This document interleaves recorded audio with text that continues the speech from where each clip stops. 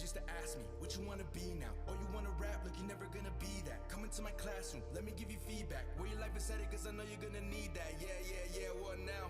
Everybody proud when I'm up now. Amen, in the mirror, calm down. Who cares what anyone says now? Yeah, get it right, or you live it twice. I say a prayer, I don't take advice. If you hate the cards, roll the dice. Feel the lows to feel the heights. Been low, but I'm back though with a bad flow. Blow up with a paintbrush, that's a Pablo. Throw lines over your head, all good. Odell couldn't catch those on his tiptoes. Yeah, I'm feeling healthy, I'm blessed. This is as ill as it gets. Say this is your house, but I never seen you come in. All I see is you hopping my fence.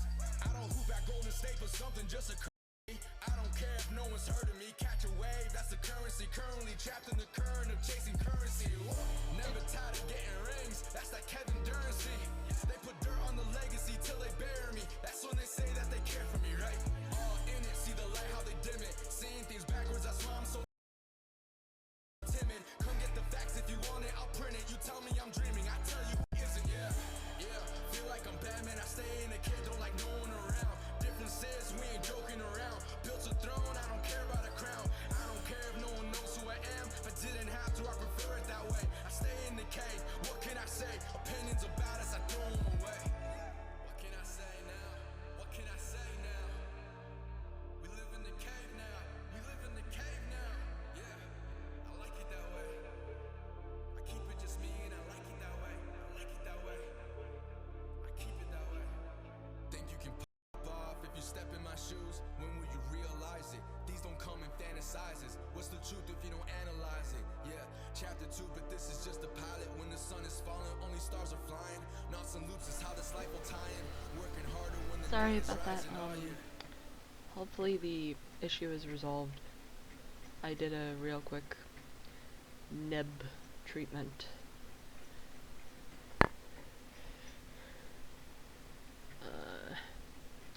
Now we just get back to business. To business.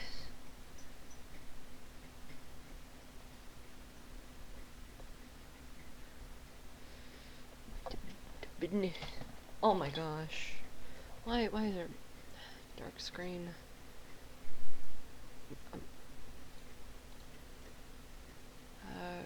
Just hit refresh at this point. Pray.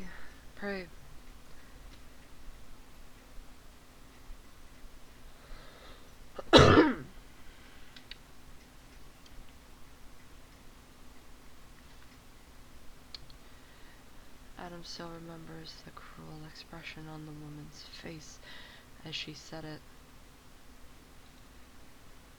The muffled giggles and concealed laughter that followed.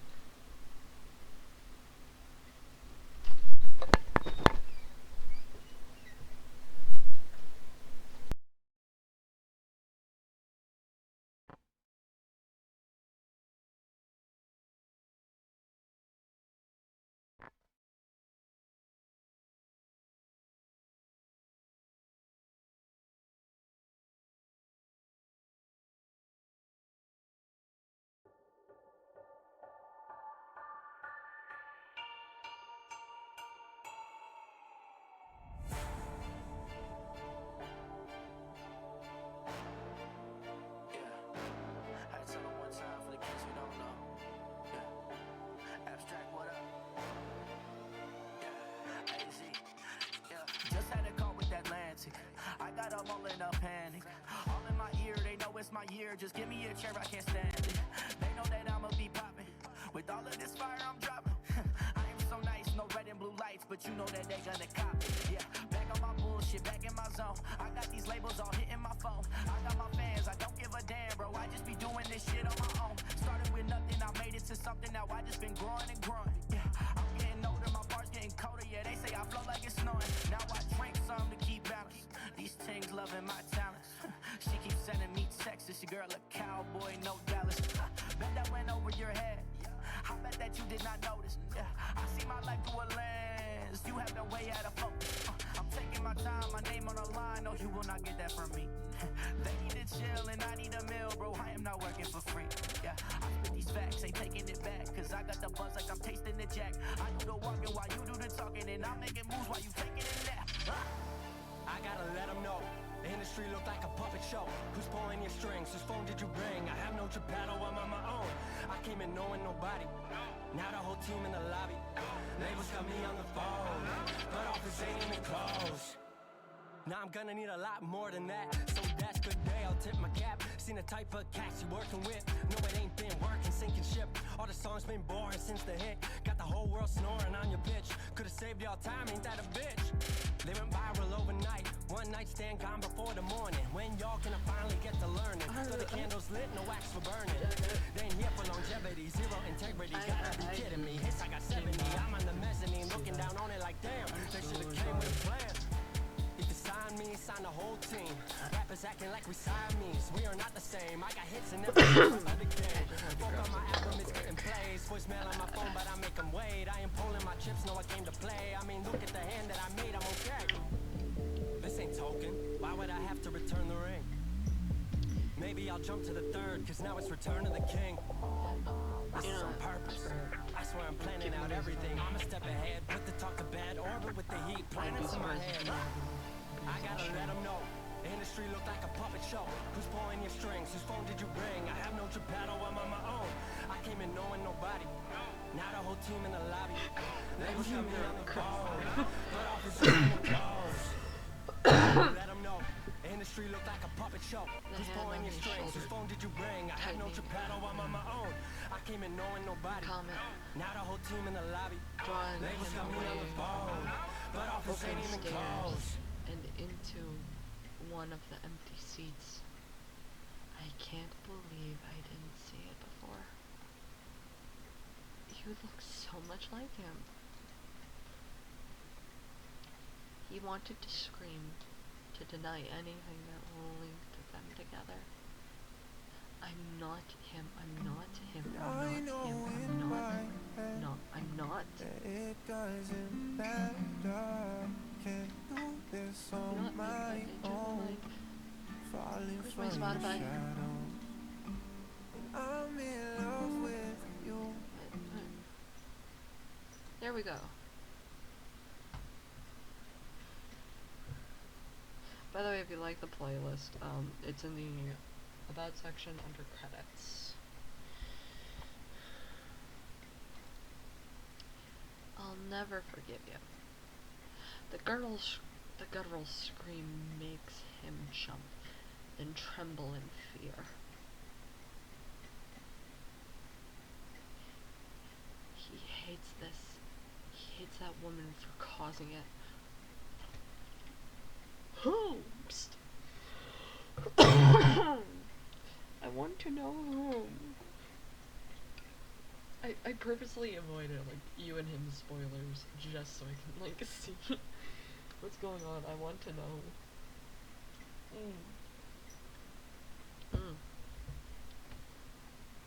Why? Why did Miss Aspen say that? And why did it cause all of this? He can't comprehend the meaning behind any of it, and doesn't know if he ever will. He remains there for what feels like hours, arms and legs going numb from being struck in the same position, from being stuck in the same position for so long, terrified of making any noise that draws attention.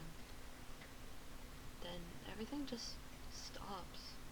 An uneasy quiet fills the house, and Adam shivers. Don't check Twitter. That scares me. That scares me. Don't check Twitter for 5 minutes.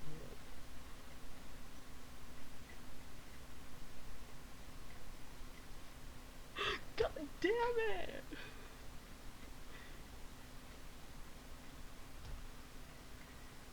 God damn it!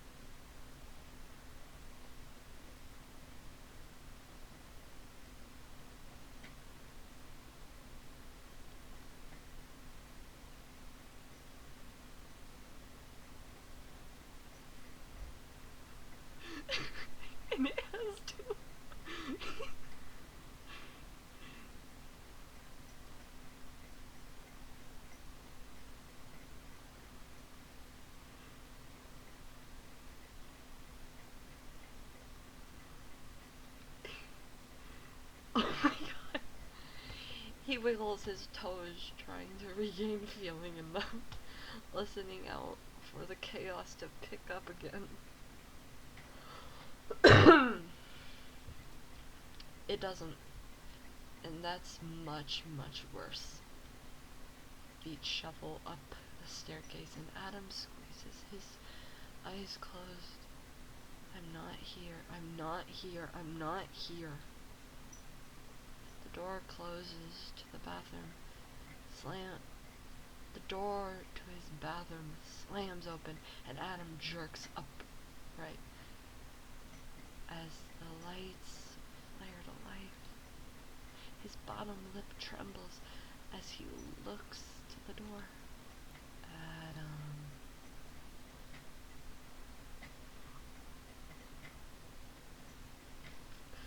Ruth's trailer, current time. What happened in that house? Adam. Adam gets thrust back into the present moment, and the sight of the woman at his feet makes him curl in disgust. She repeats herself. Adam, back. No. He's never forgotten her.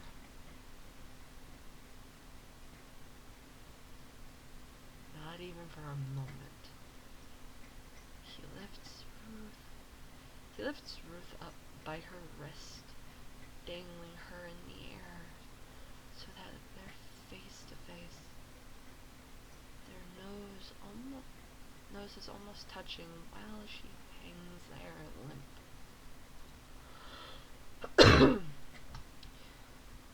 Are you really in any position to make demands? Because from where I'm standing, I think you should shut the fuck up and wait until I'm done with that nasty little relative of yours. But sure, keep testing my fucking patience. See where it gets you. Glad we see eye to eye. Adam lowers her, but keeps a hold of her wrist to keep her filthy blood-stained hands off of him.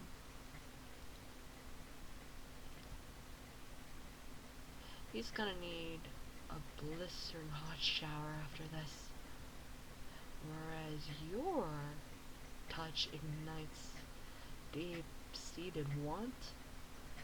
Hers feels like 1,000 maggots crawling all over his skin, burrowing their way into his insides and eating away at his entrails.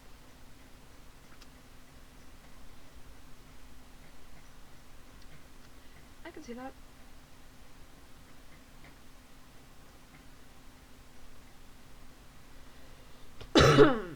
I can totally see that.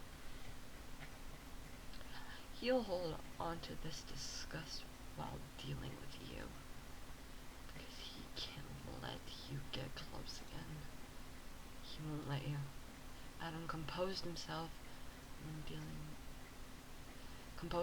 when light floods through the shattered window of the small darkened trailer.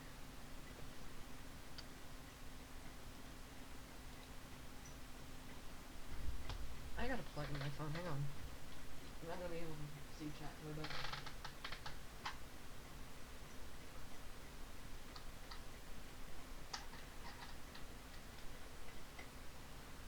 Good. Well, I'm blind. I can evil. Well, of course with blinders on. Evils aren't blind. What am I talking about?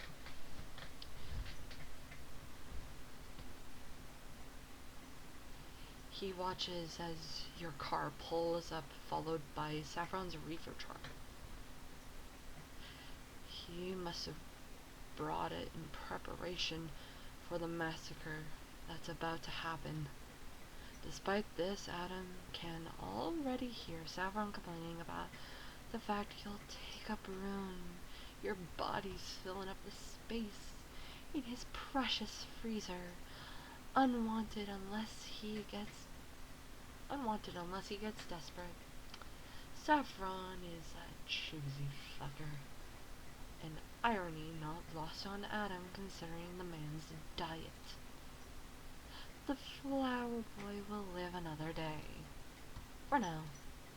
Adam hears the crunch of your sneakers over the gravel, followed by a knock at the trailer door. He reaches for the abundance of chains, taking his time undoing each one to send your heart thumping and your mind racing. You can almost feel your trepidation leaking through the door. You're scared, aren't you? Click.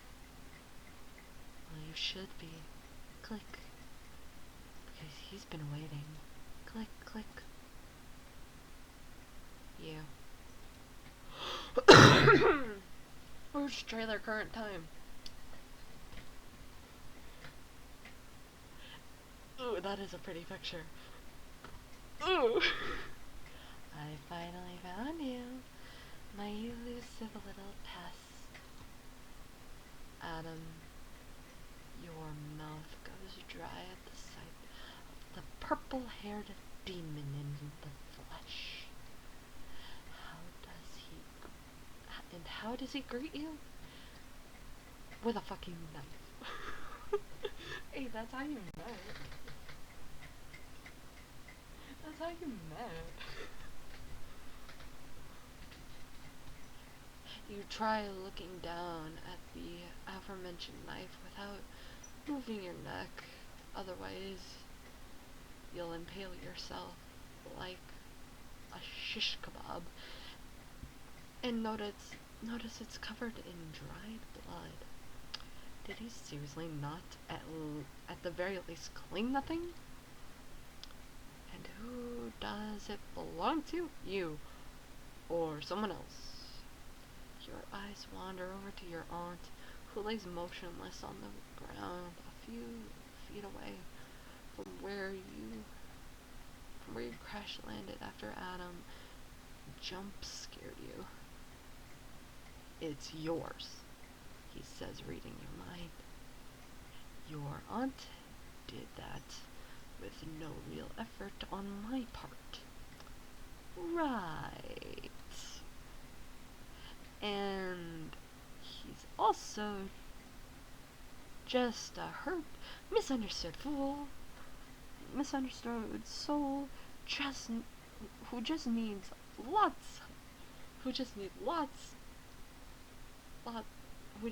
lots hugs and unconditional love to fix all of his baggage and deep-seated issues. This is the You and Him fandom, the You and Him community. After chapter 1 and before chapter 2. Yes.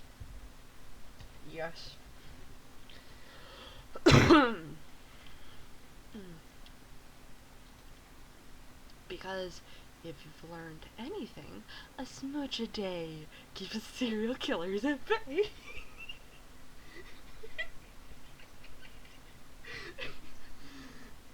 Oh, I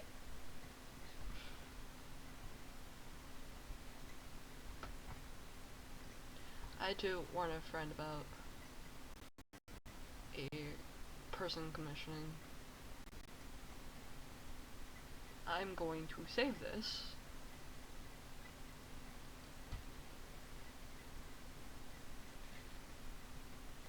There we go.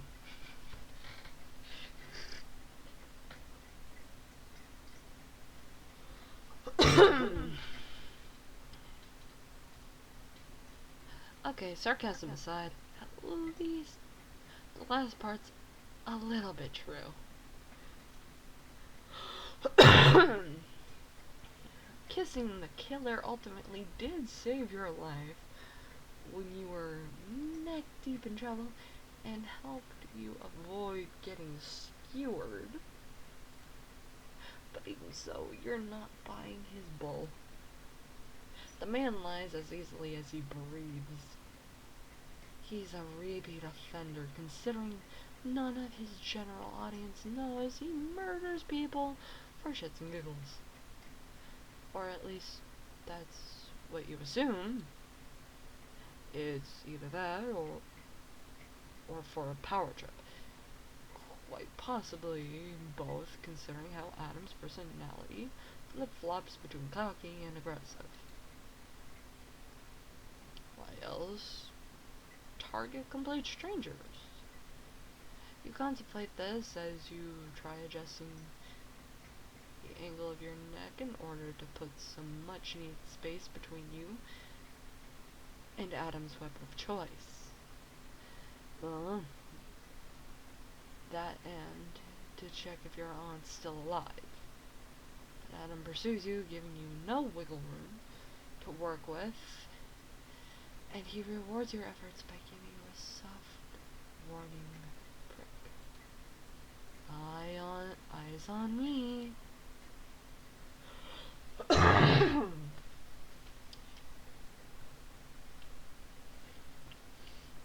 He wins at the stinging sensation before fixing him with a glare. Oh yeah? You forgot about his issues with personal space, considering your bubble popped for the rest of your interactions because you are not getting it back with him around. Your earlier fear goes up in a puff of smoke, annoyance taking over the mantle instead. I'd say go fuck yourself, but after recalling our kiss from yesterday, I doubt you know. Adam's jaw ticks at the comment. Oh yeah, buddy? Feel the salt in that wound? Oh, sorry, too soon. You say in mock embarrassment, widening your eyes to establish that you aren't sorry in the slightest. Going straight for his weak point in retaliation since he went after yours. As sucky as Aunt Ruth is, you're not letting her die for your own poor decisions. Adam's your burden. Your cross to bear. You should have killed him when you had the chance, but you didn't. You won't make that mistake again. Now, when you're armed with your own weapon tucked in the waistband of your pants, you never learn, do you? Adam says, withdrawing his blade, right before it descends to on your already wounded shoulder. You screw your eyes shut and turn your head, unable to duck out of the way, with Adam boxing you in. You wait for the inevitable pain of Adam tearing through skin and muscle, flashing back to that horrific moment on the highway when you tried contacting emergency services, your body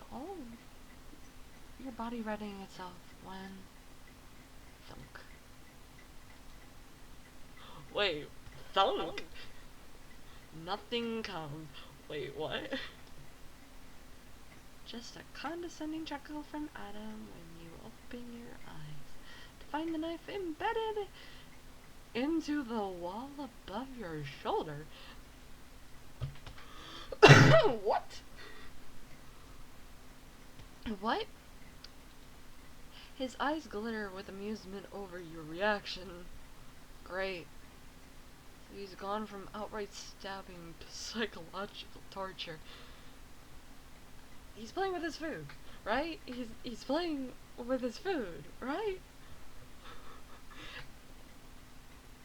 Exact what you needed. So much bravado, and yet you're still afraid of me. That's good. Adam whispers, his breath warm on your ear as he leans close. You should be. He repositions his knife at the hollow of your throat when he draws back, reaching into his back pocket with his free hand. I've got a few questions for you since your dear aunt couldn't bother to answer them herself. You raise an eyebrow. Wait! Serious? Gotta check what percentage my phone's at.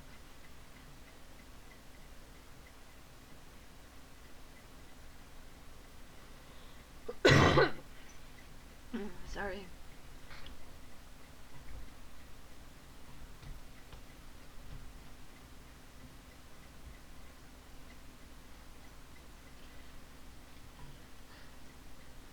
Raise an eyebrow at him. Oh yeah?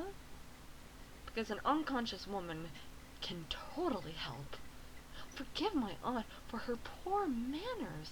I'm sure she's so sorry that despite all the trauma you put her through, you jolt upon feeling the knife move, a subtle shift that leaves you wondering if you pushed him too far when you feel the steel travel downward instead. Adam's unamused by your cheering. You're stretching his patience. But for some reason, he's not hurting or killing you. In part, you're relieved, but you're also questioning why. How many times? Adam asks, pushing aside the collar of your shirt with the tip of his knife to reveal a mess of gauze and metal tape underneath. Do I have to remind you that I'm capable of... To remind you... Do I have to remind you what I'm capable of when you've already experienced it? Are you really that fucking stupid? My clients say that's part of my charm. That's a part of my charm. An odd expression consumes Adam's face, that at the mention of your clientele, that you blink and it's gone, replaced by his usual scowl when you dare to open your mouth. What was the expression? He finally pulls out whatever's in his pocket, a thin slip of paper, and unfolds the parchment. He presents you with a picture of your aunt and four other women. Oh, it's a picture we saw from earlier, well, previous stream, because sadly my OBS decided to be stinky with me. So, hopefully it's still up. I'm gonna have to fight. Fight. Twitch to make sure, like, audio, like, the songs are still up. Because, credits are in the about area.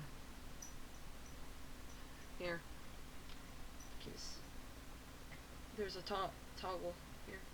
So, there songs. Oh, I would have to. It's not letting me do it on mobile. Fuck. Now tell me, do you recognize any other woman aside from your aunt?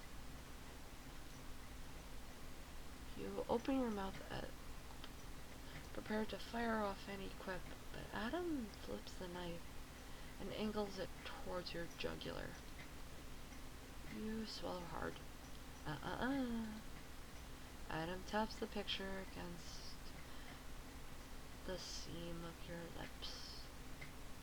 I wouldn't do that if I were you, otherwise my hands might So I suggest a cocky little smirk tugs at the corner of his mouth. You choose your words wisely. Damn.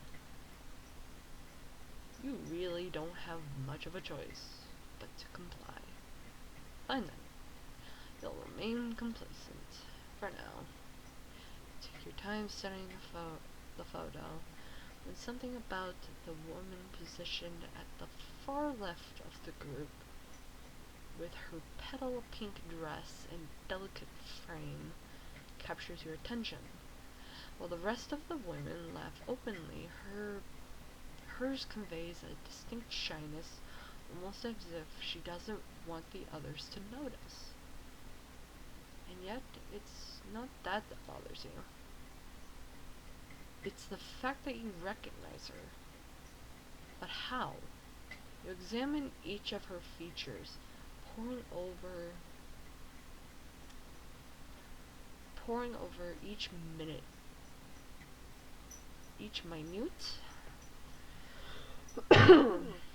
detail in order to figure out where you remember those cupid bow lips and high cheekbones from.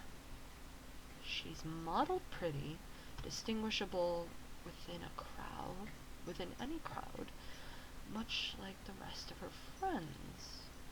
Birds of a feather flock together.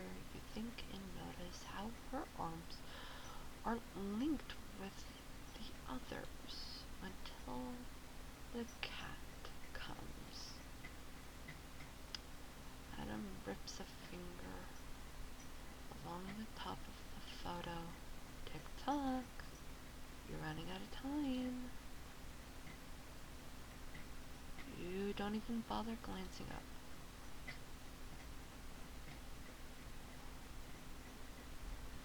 Hold your knife, kink horses. I'm trying to fucking concentrate. Then hurry up.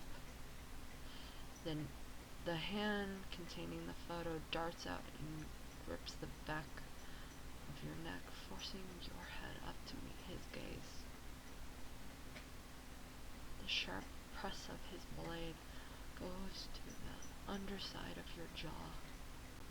His legs are wedged between yours, one on either side, his knee pressed against the inside of your thigh as he heals for you. Purple tips of his hair tickling your cheek. Yeah, he's that close. His proximity makes your heart pound, and not the "oh my god, he's so dreamy" sort of way, but in the "oh god, he's gonna gut me like a fish" sort of way. You weigh your options deliberately on headbutting him, but decide against it due to the sharp obstacle blocking your way. He's not underestimating you this time. Adam refuses to give you any ample opportunity to take advantage of his weakness. The knife isn't just there as a threat, but a barrier. You know, I can't see the photo at this angle, right? You've looked at it for long enough. Now tell me.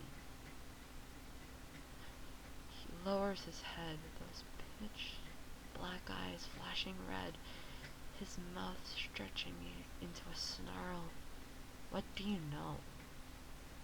You frown as you study the movement of his lips. Then a light clicks on in your head, and you start connecting the dots. The high cheekbones, Cupid's bow lips, right down to her wavy hair. Those features are a perfect match for the man right in front of you. You blurt out the words right before you can stop them. Holy shit. Why didn't I recognize earlier? You look so much like her. Adam, goes absolutely still. His parlor turns chalk white. His expression, a mixed cocktail of emotions ranging from angry to haunted to tortured, all in the span of a few minutes. What did you just say? He's shaking so hard you feel yourself vibrate. Thanks to your close proximity, the knife disappears from your throat, and you know it's now or never, because you won't find a better opening than the one presented to you. You don't know what triggered him. You don't care. All you know is that your hands are reaching for the kitchen knife at your waist, driven by instinct to kill him for everything he's done and going to do. Only one of you will walk out of here alive. You'll make sure it's you. Adam's lost in a daze when you bring your arm up in a wide arch, in which Adam dodges a moment too late, the front of his hoodie tearing in the process, spraying blood against the trailer. You're trying to pry. You try going for his black hole. You try going for his black hole of a heart.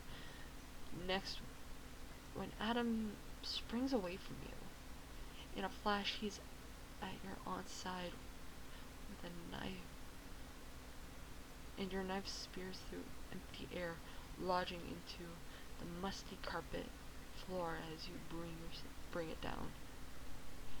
You give the knife a harsh yank before getting to your feet. The picture of Adam used to interrogate you with flutters to the floor like a flag being dropped to signal the start of a match. Ding ding. Adam presses a hand to his chest before drawing away to reveal blood smeared on his chest, on his palm.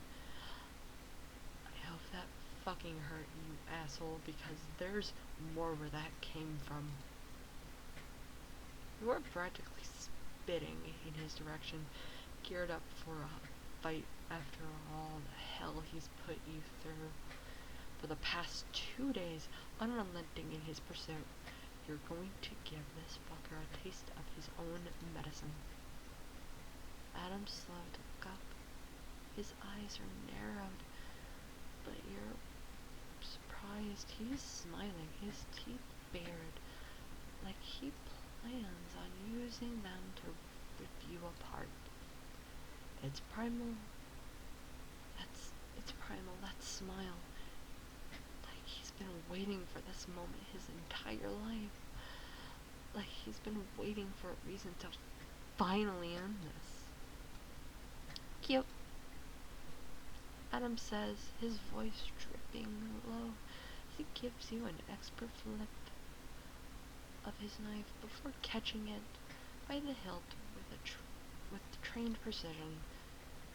He points the tip of the blade in your direction, but I promise I'm better. And quick as a whip, he is on you like a beast released from his cage.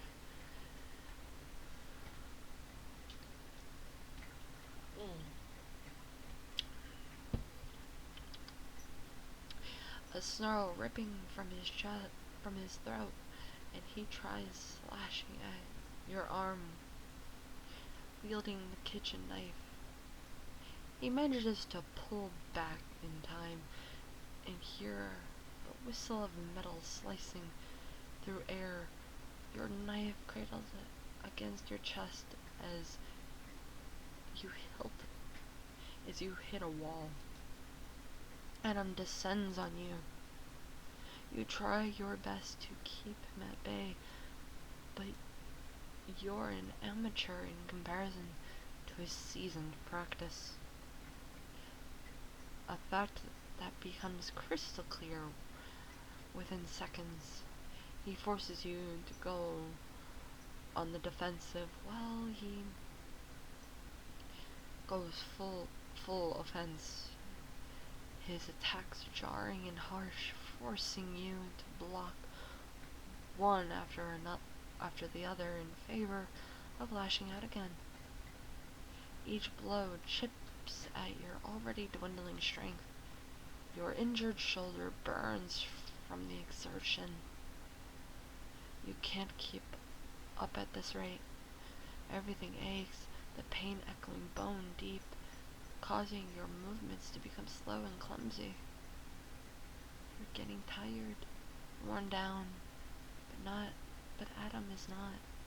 If anything, he's reinvigorated by your struggle to keep up, as if he's soaking up your fear to help fuel his bloodlust.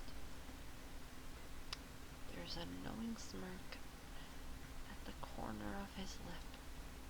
Fucker. He knows you're delaying the inevitable.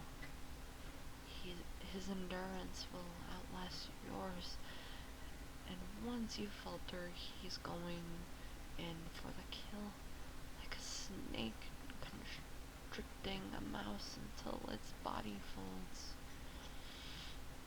You both know he's got the advantage here. The odds are stacked against you. They were right from the beginning. When you made the mistake of pulling over.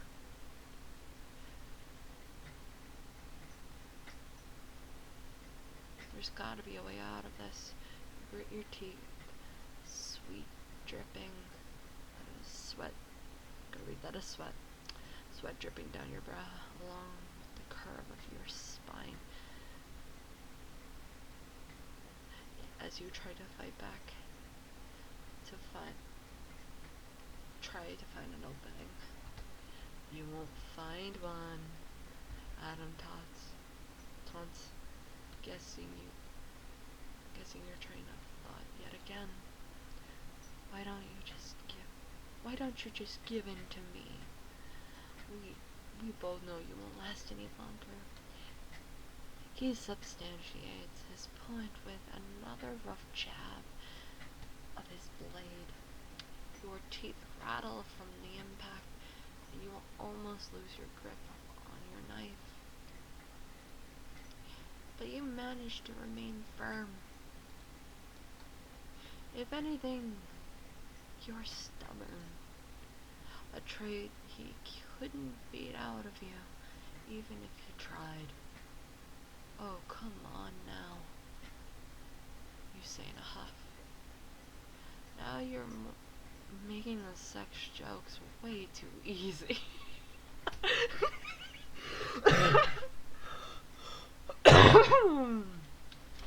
Oh my god.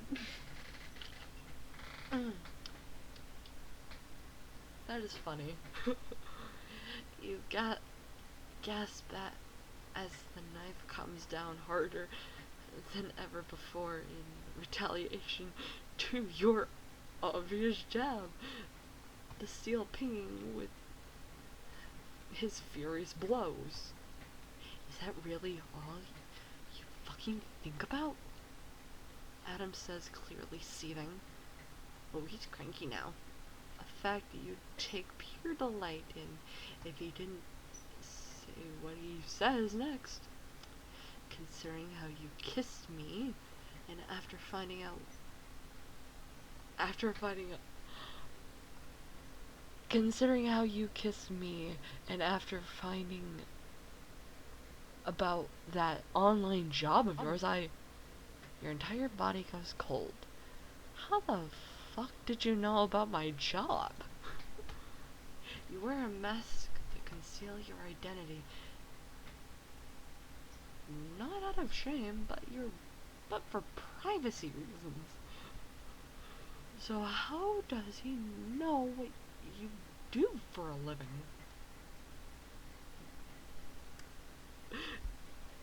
Oh, that's funny.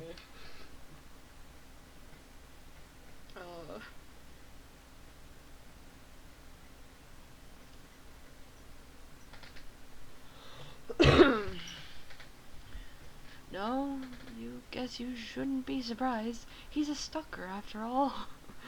And you don't doubt he dug into your background probably at some point after you gave him the slip. I have a better question. You let out a yelp as he manages to grab hold of your wrist while you're processing this new information. You lose your grip on the knife, and Adam kicks it away, shoving your method of defense somewhere behind him with a scuffed boot before pinning your arm over your head. You raise your other arm to fight him, but he grabs that one just as easily.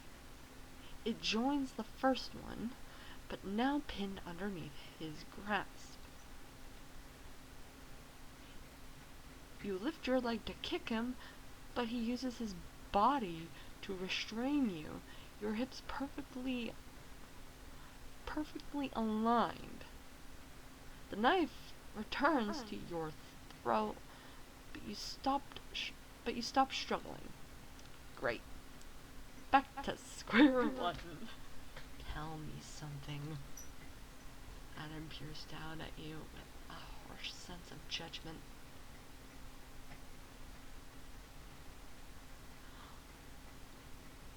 Oh. Why the fuck did you kiss me back then on the highway? Was that your first instinct? Is it because of your fixation on sex? Because I like you. I think if you were a real person and not a serial killer, I'd marry you. Like, if you say, marry me, I'd go, yes. I'd do it. No questions. You could have fought me, gone for my eyes, punched me, anything, but shoving your tongue down my throat. So why? Why did you fucking do it? He's so confused. You confused baby. You bark out a harsh laugh, devoid of humor. That's what he's focusing on? This right now, of all things. But you're starting to piece everything together. You guess that accounts for something.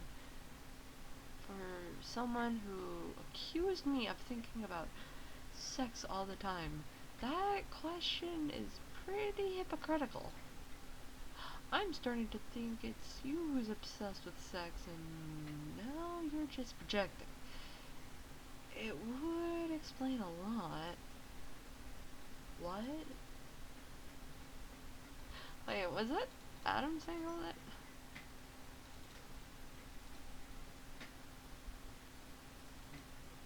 You say... What?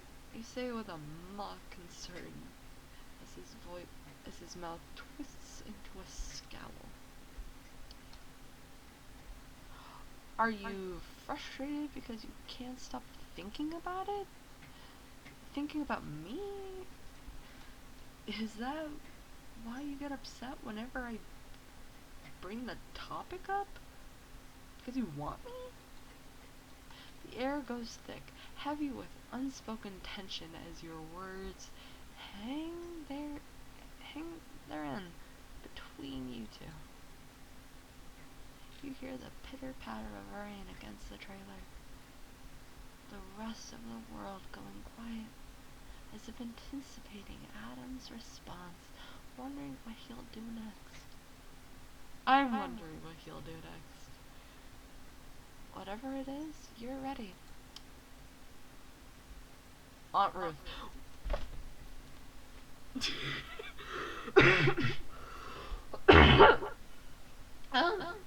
Why?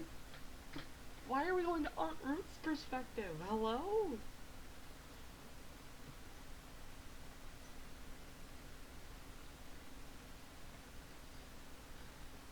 Help?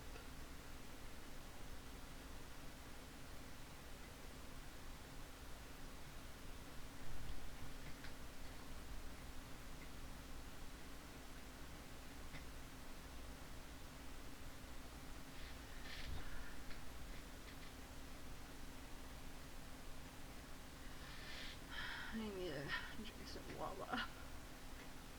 Some Wawa. Some Wawa. Ruth's trailer, current time. Ruth's mind fractures, splits apart. Gets reassembled once again before the cycle repeats. She hears a muffled argument, her ears stuffed with what feels like cotton, unable to decipher the string of conversation or figure out whose voice belongs to who. Glass cuts into Ruth's cheeks, arms, legs. Hurts. Everything hurts. She's disoriented, unable to remember how she got acquainted with the floor.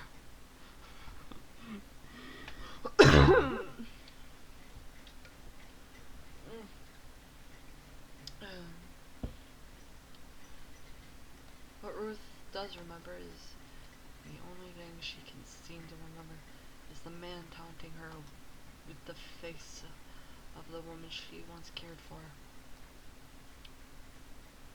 The face of her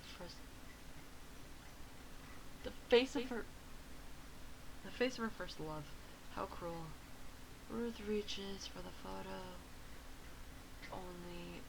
The only picture she has left of her first love, because if she's going to die, she wants to die by her side. It's all she can ask for. Her hands fumble over the shards of glass, but finds the space beside her empty. Then another memory clicks into place. Adam taking her away. Adam shoving the photo into his pocket, mocking her feeble attempt to get her back. Adam, the hellspawn birthed from the hips of an angel.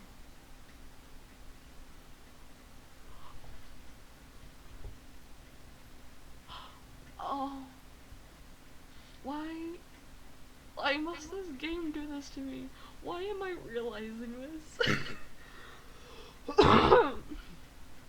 I'm sorry.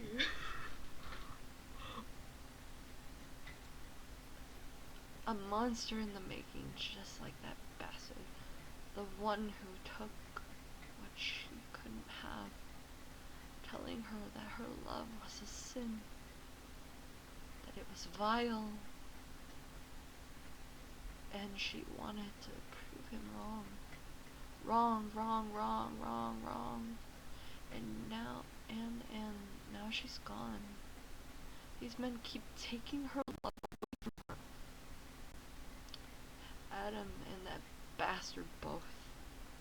Ruth seethes on the ground, her fists clenching when she sees something glittering.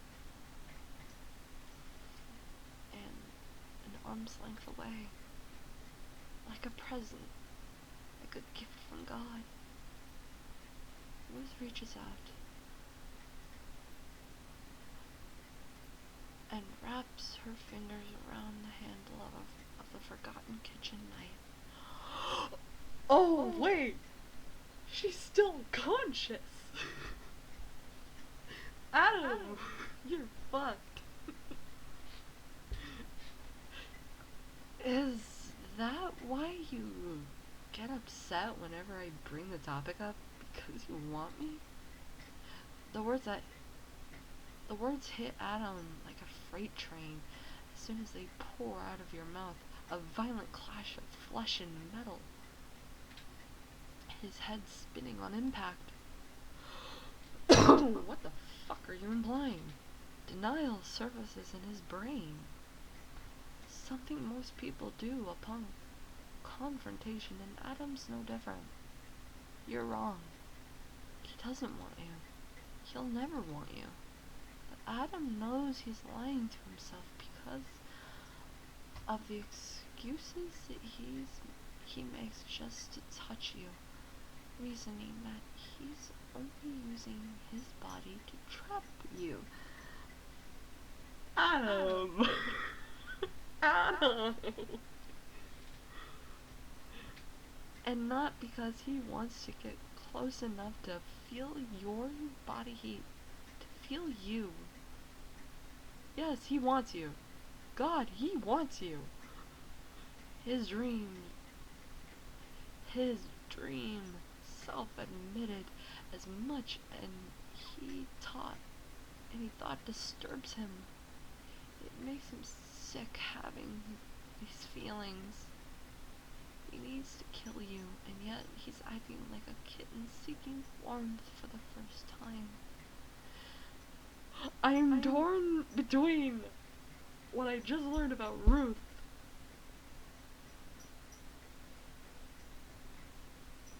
and this. Adam! Baby boy! No!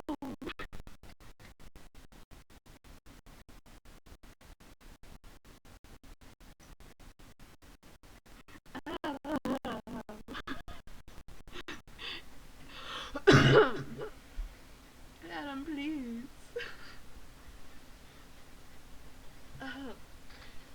We can always cuddle up and watch like classic cartoons and just be in pajamas,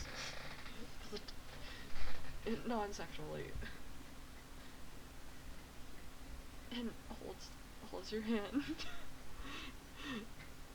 You're flush against him. Your bodies without a centimeter of space between them. And all he wants to do is lift you up and... No. Adam crushes that. The thought without mercy. Whatever he's feeling, this blatant and unwelcome desire he can't forgive. He can't give into this particular sin. He made a promise. He vowed never to give in. You're a temptation. One he's desperate to overcome. You're the hardest obstacle he's ever faced. One many say the devil put in his path to lead him astray. So many biblical references. But Adam wonders if regular people are the real devils. He's almost certain you are. His own little devil meant to seduce him away from his original purpose. He won't. He can't.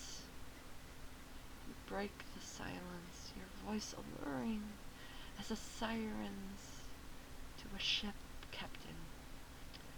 Why are you so quiet? Not even going to deny it? You raise an eyebrow at him and his lack of rebuttal. Like you can read his thoughts and see the war raging behind his eyes. His lips curl into a snarl.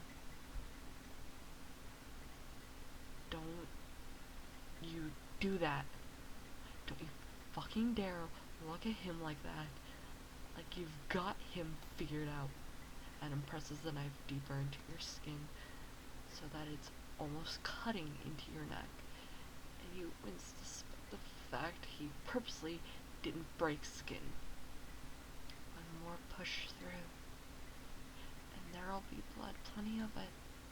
Your chest heaves against his in response to the unspoken threat. He's breathing heavier too. He convinces himself it's almost that it's because you're afraid, and that he loves your fear, and that's why he's breathing so fucking hard, and not because of the friction of your chest against his. His lust for blood always outweighed his attraction towards other people. So why shouldn't it work now? Answering one question with another. How very like you. I seem to recall a certain someone whimpering against my mouth, unable to restrain himself. Are you telling me that was a different killer? I wouldn't be surprised considering you kissed me a complete stranger. Nasty habit you've got there, kissing dangerous men. Do you do that often? If so, maybe I should cut it out of you, starting from here. He taps your chin with the tip of the blade before guiding it towards your front, shifting his body to allow the knife to glide towards the top of your navel, as if he's tracing the lines on a map. To here. As if your expression hardens and he smirks and realigns your bodies, returning the curve of his blade to your throat. How does that sound? I'll gut you properly, so the pain will only be a little agonizing. We can take it nice and slow. You raise an eyebrow at Adam. Okay, now it just sounds like you're trying to flirt with me, and it's getting a little sad. Sorry, Adam, but you're not my type. I like men who don't stab me upon first meeting. It's called having standards. Adam's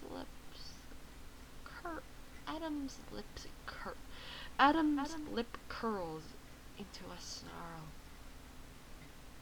If that's how you see this, then you're delusional.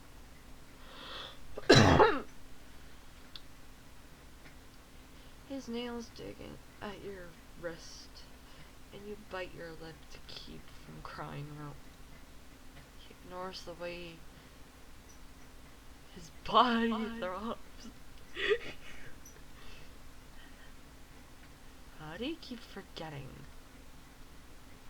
I almost killed you the last time.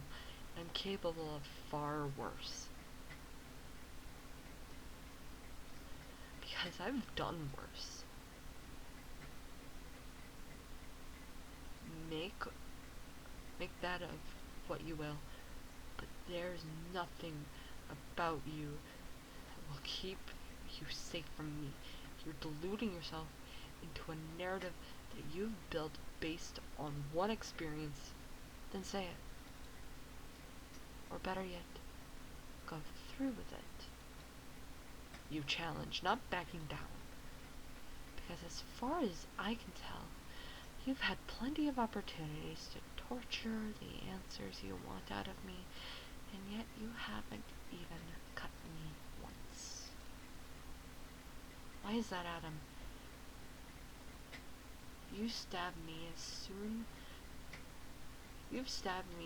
as you got the chance when we first met. So why aren't you doing it now? Why are there only threats and none of your previous violence? You only gesture over to your aunt. You gesture over to your aunt with your chin. You did it to her, so why not me? Come on, Adam. Tick-tock. You quote him from earlier. Adam's gaze narrows. He spoiled you too much by not following through with his threats. He'll have to change that. Are you sure you're in any position to push me? Do you think I'm not capable of hurting you anymore? That I can't kill you once I get what I want from you? Because I beg to differ. He presses his forehead against yours, forcing you to look into his eyes, to see his resolve and burning hatred for you, for what you awoke in him. Then beg. You say with zero hesitation, lifting your chin,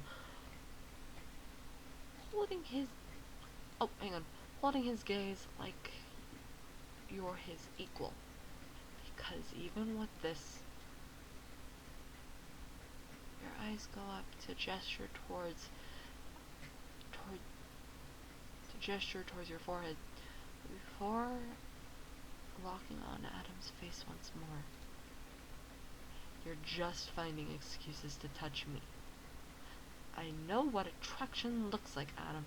I've seen it with my clients, seen it with my everyday life, of what happens when a man wants someone and you match the entire fucking definition.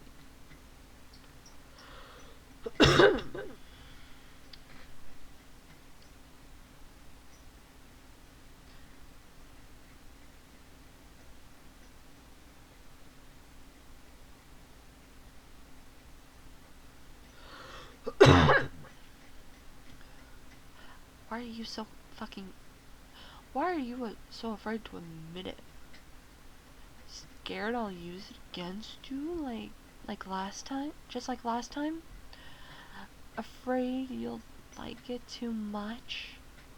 Your body shifts against his and Adam withholds a groan, grinding his teeth to cover up the wince that follows. Too late. He sees you already caught on.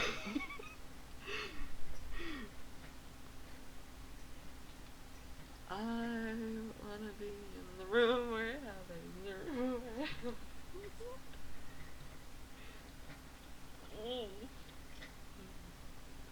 Please.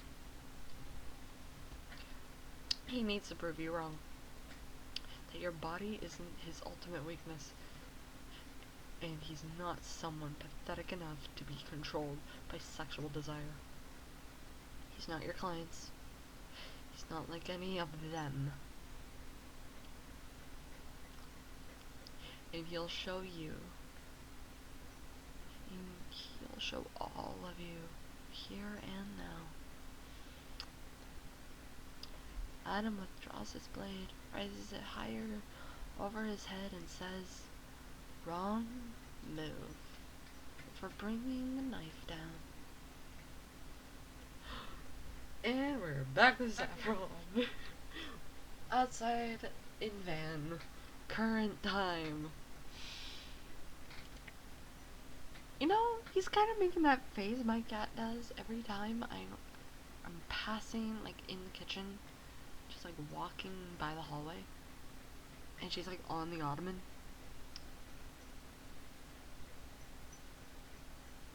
In the living room.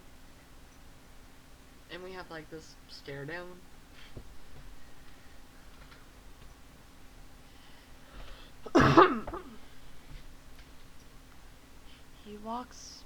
He counts down the minutes ticking by.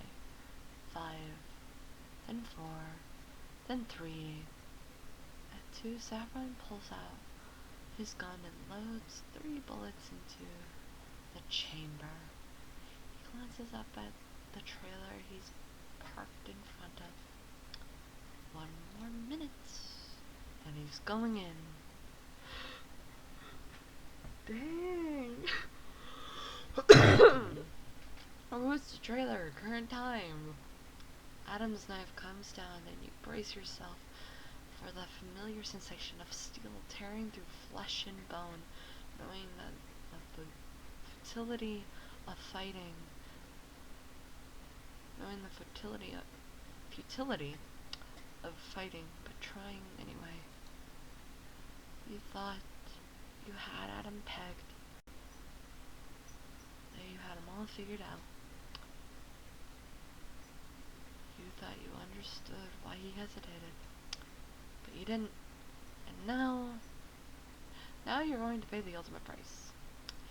And now there's nothing you can do to stop it. Chest puffed. Stay strong. Grab onto your old friend's phrase, like a lifeline, keeping your gaze locked on with Adam in the final act of defiance, willing the hatred in your eyes to haunt him for the rest of his days. It was you who couldn't escape him in life, but in death you're determined to return the favor tenfold. You curse him until the day he dies. You don't even bother to keep track of the blade as it plummets towards your chest, in an act of sheer stubborn willpower, refusing to show any sign of weakness. At least, even though all of this, you can take consolation in the fact that he never was able to break you. That you maintained some sort of dignity, even in the end. You clench your fists. You jut out your chest, and you hold your head high, your head up high, like you're above him. Adam notices the subtle change in your demeanor, his eyes widening in surprise, as though he expected for you to crack and start begging for mercy. The knife comes down and stops right above your heart. Adam's breathing hard, his hands shaking with visible frustration, unable to tear himself away from your captive gaze. He tries again, raises his arm, brings the knife down, and then the invisible chains that stopped him in the first round stop him yet again. Something's holding him back, something giving him pause, as he fights tooth and nail to deliver on his promise. Adam's gaze flickers down to his treacherous hands, the same ones that refuse to give in to his commands before returning to look at you. Adam's jaw clenches, his molars grinding. Yours rise. He doesn't chip a tooth in the process. Damn it. Adam hurls the knife away, the steel embedding itself perfectly into the wall, parallel from where he threw it. God damn you, god damn you! Whoa! Whoa. God damn me! Don't clip that, please don't clip that.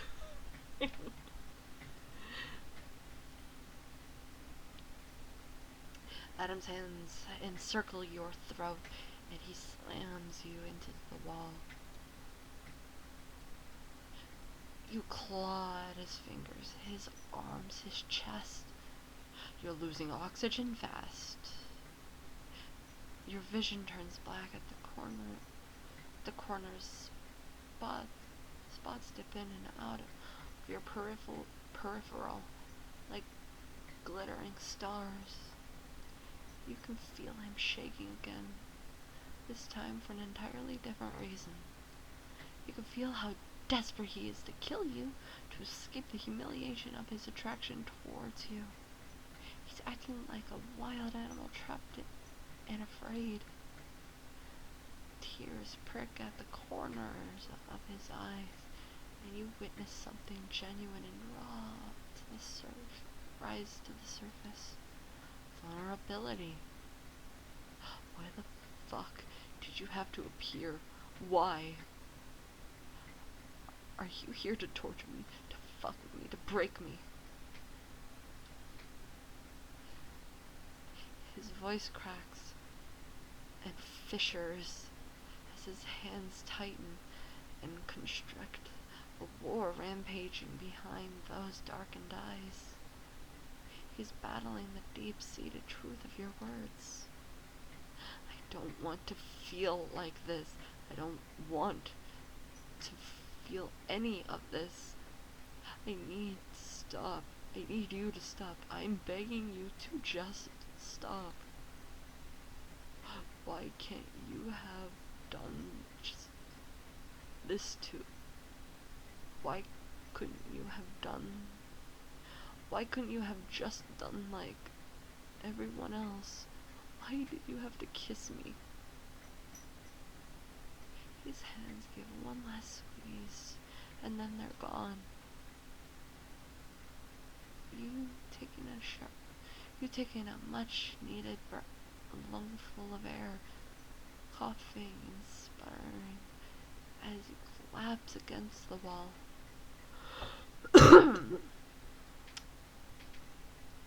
You're trying to catch your breath when Adam's face grows near. What is he? The question dies in your throat as soon as you see the intent behind Adam's eyes. His lips parted as his warm breath brushes against your skin, his expression tortured as though he knows what he's about to do will ruin him. Oh my god, my alarm went off. What he's about to do will ruin him. You hear a scraping sound coming from above. A scrapping sound coming from above. His nails. They're clawing their way down the wall in a feeble last attempt to restrain himself from giving in. I hate that I want you. His voice is barely above a whisper before his mouth descends upon yours. Hey, yo, let's go!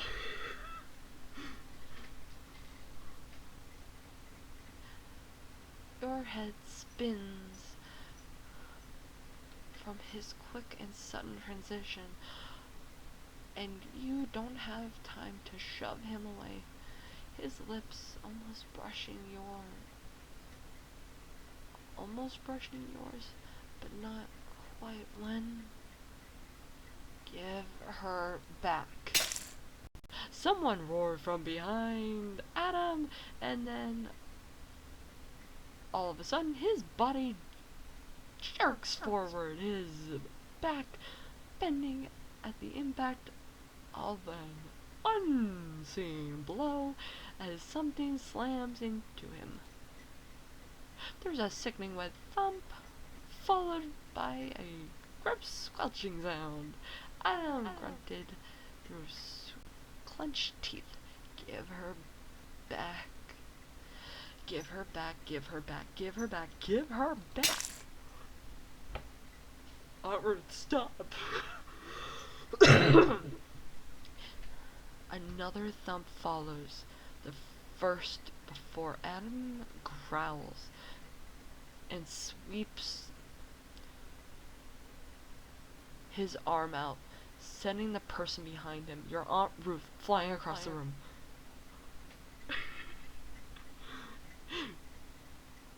She collides with the wall before slumping to the floor. God damn, Aunt Ruth! Only in Arizona will you find this. Ruth blinks, momentarily stunned. In her hands, she's wielding a knife drenched in crimson. Jeez, you're being stabbed by a lot of people. The same one Adam kicked away moments before.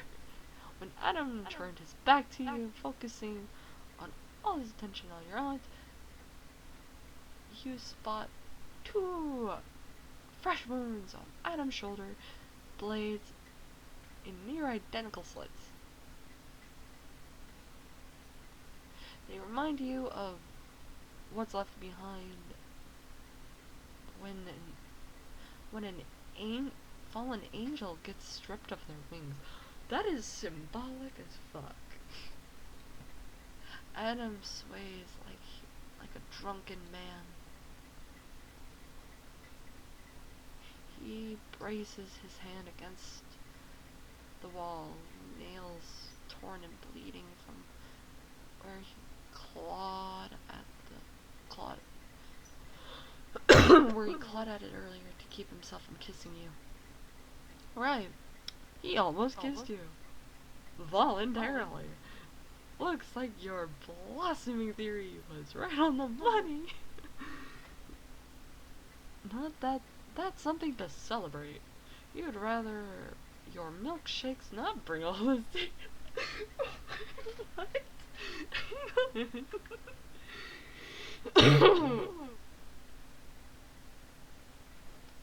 Oh, hang on.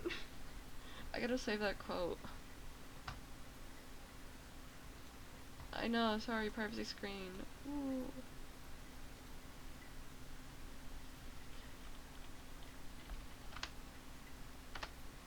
Apple.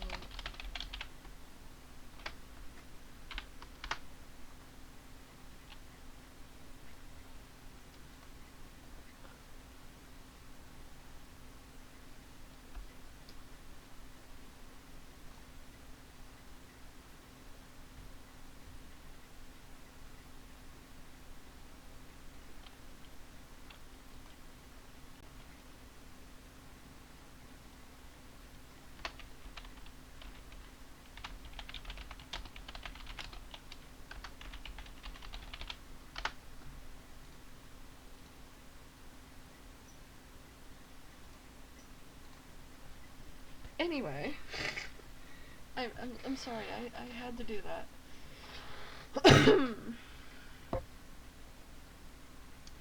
I had to, I simply had to. Least of all, Adam. You shake your head to clear your mind. Nope. Maybe someday you can unpack this shit in therapy when you can, you know, afford it, to figure out why your milkshakes bring all the serial killers to the yard. But for right now, you've got a bigger fish to fry, namely the aforementioned serial killer who looks like he's about ready to pounce on your aunt and strangle her to death, or worse. I should have killed you when I fucking had the chance. Adam rasps, stumbling toward her with uneven steps. Yeah, this is pretty much a family reunion. I just noticed something. Like, her hair is purple and so is his. Why is her hair purple and his hair purple? Why are they both purple?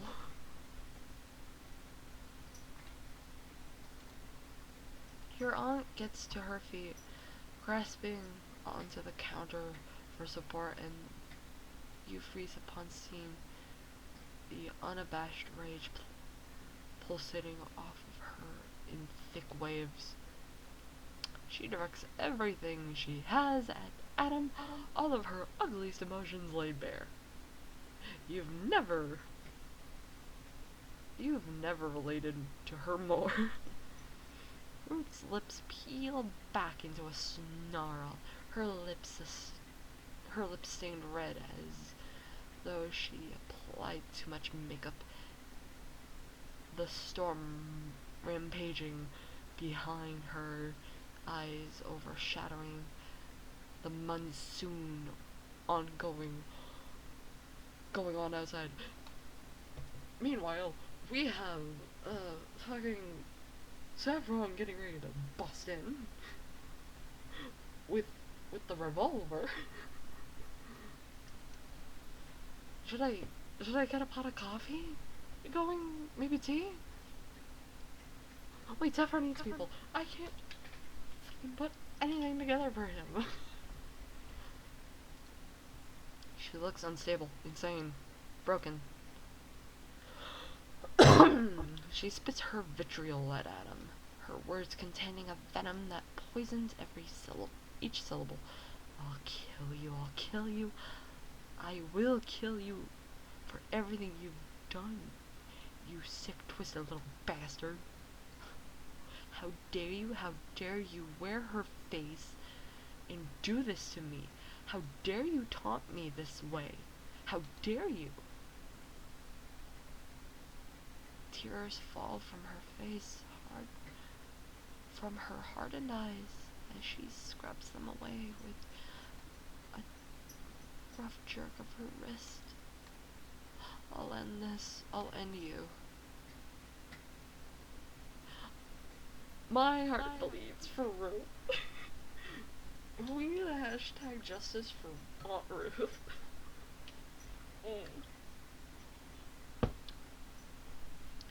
Adam staggers again, but he gives a low chuckle, devoid of humor, and he grips his knife from where it juts out from the wall.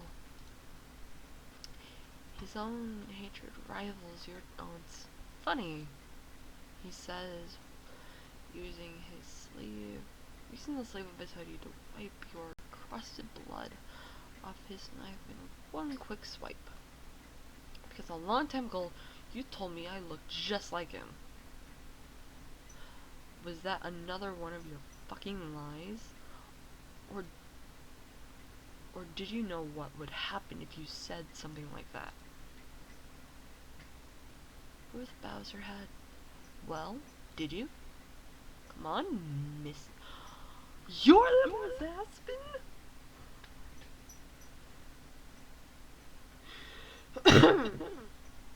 Tell the truth for once in your fucking miserable life.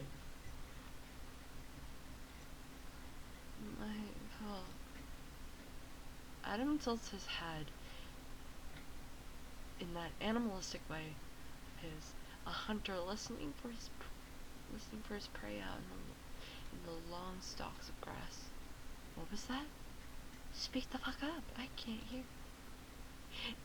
It's your fault she's gone. Your aunt screams.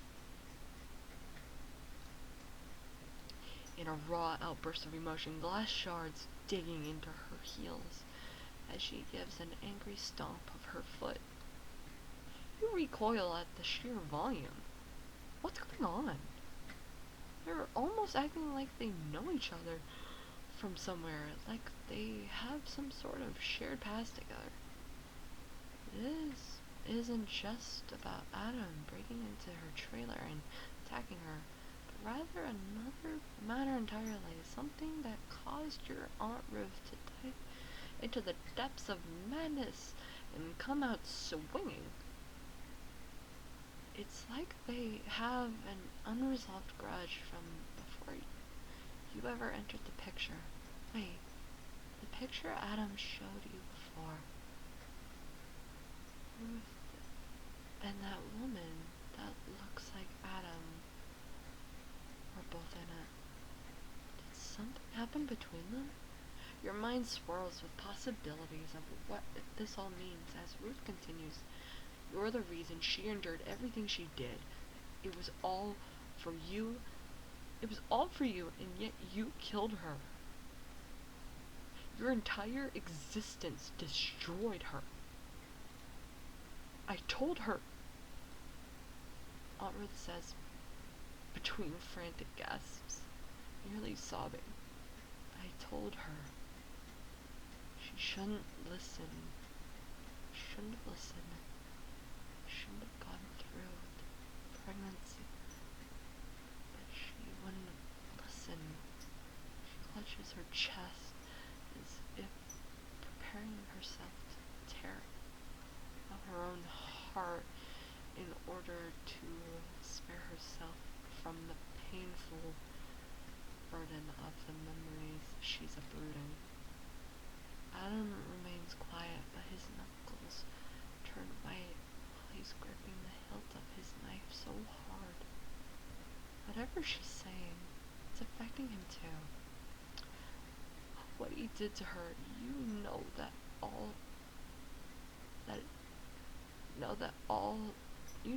started because of you, don't you? But she never told you that because she wouldn't want you to blame yourself. But you shouldn't have. You watch with mounting horror as Ruth's feet leave behind bloody tracks as she steps forward. She steps over the glass and daring to get closer to Adam. He remains eerily silent as she gets in his face and jabs at his chest. And now that she's gone, because of you took her away. You took her away. You goddamn piece of shit. You took her away again. She's breathing hard. Yeah, the little name card didn't pop up. I think it's a glitch. It happens in development. It happens, but it's okay.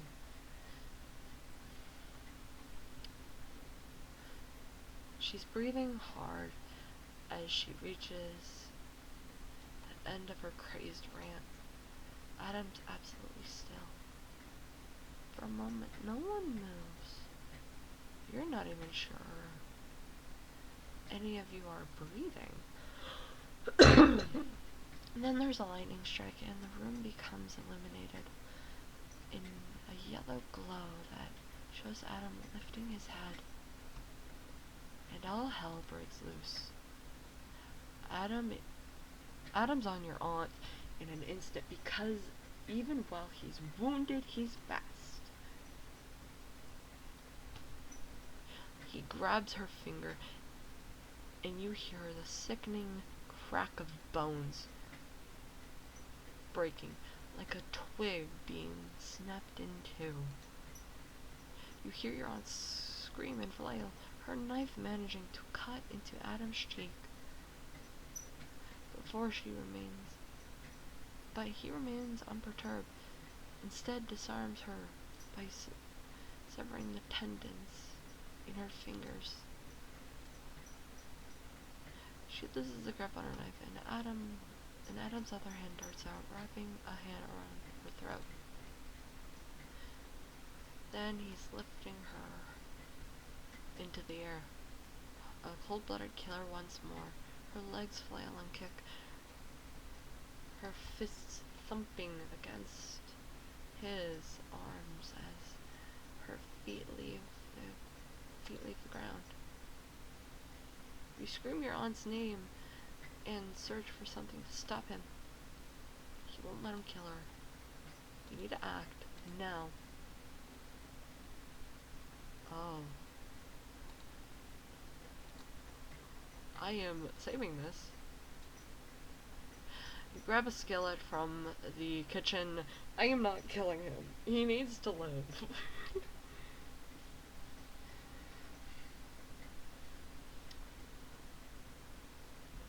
In favor of going for the knife currently laying in front of Adam's feet, you aim high and slam the metal against the back of his head. Adam lets out a strangled noise and releases your aunt in the process, sending her tumbling to the floor. Ruth scrambles to get away from him, her attempt to flee halted when her back hits the mattress inside of her room, and her eyes dart towards the small nightstand with a small drawer. Is there a secret gun, Aunt Ruth? Adam cradles the back of his head with a hand. Cradles the back of head with a hand and he spins on the heel of his foot, of his boot.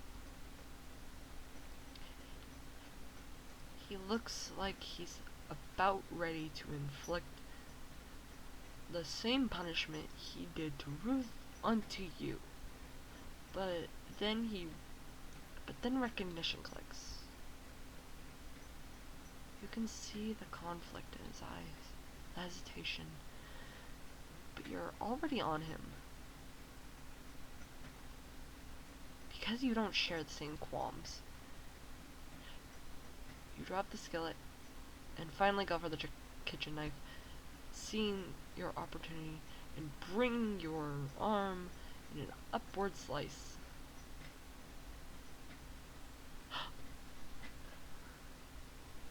You cut through his fingers, not enough to slice them, but enough for him to easily lose his grip. Lose the grip on his own weapon, and you hear the satisfying clang of metal hitting the floor. He drops to the ground in order to dodge your second follow-up. Adam cradles his wounded hand, and looks back at you, towering over him, knowing full well that you intend to put an end to this. That you intend to put an end to him. You raise your knife in order to deal the final blow, while trying to prepare yourself for the guilt that probably comes with taking a human life, but knowing it needs to happen when I got shot. Bang. Pain blooms and spreads like poison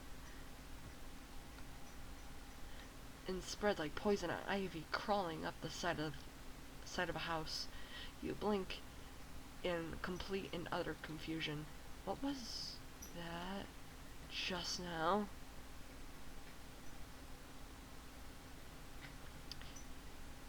You look up from where Adam is crouched, and you notice your aunt standing in her bedroom doorway. She's got a gun in her possession. I thought we got 'em all. Did you just shot Adam? Possession with the drawer open beside her. When she lowers her weapon,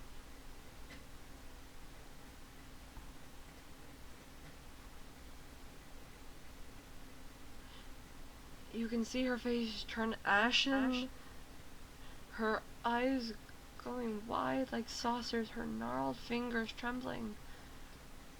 She mouths something you can't quite make out. You blink again. What happened to your hearing? Was it the bang? Did it somehow burst your eardrums? You try raising your arm, but they hang limply at your sides, refusing to respond. You shot me! Ruth! You notice Adam staring up at you while on his knees, his own face mirroring Aunt Ruth's horrified expression, which almost makes you laugh because you feel lightheaded, not quite right for some reason. You were just trying to kill each other. Why the sudden pause? Your leg buckles and you almost lose your balance. Oh, that was weird. Oh, damn. Why does your cyber... You shot me!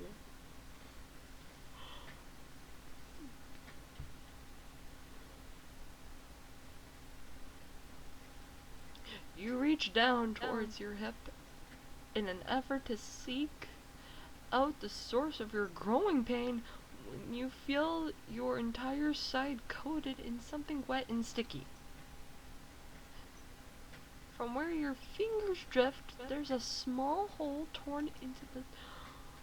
Ruth! What the fuck? I thought Adam was your target. What? It's small and circular in shape. It's almost like, oh. Just as your brain connects the dots, your other leg gives out, and you become weightless as you fall towards the floor, your body's ecosystem finally registering the bullet's presence. An arm cushion on your back head before it connects with the ground. Who? Darkness encroaches, but you see Adam's blurry form drift over yours. You recognize that damn purple hair anywhere by now. For some reason, Adam is yelling and shaking you by the shoulders. Hey, duh, look, his voice dips in and out. Yeah, you're losing a lot of blood, MZ. Oh my god. Oh my god.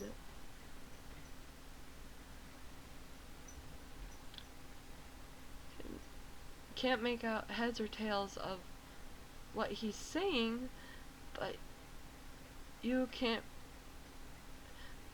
don't really care because right now you feel tired. Your eyelids are getting heavy with the strain of staying awake. You're so exhausted. So very exhausted. You now begin to shut your eyes as you feel the pull of eternal sleep.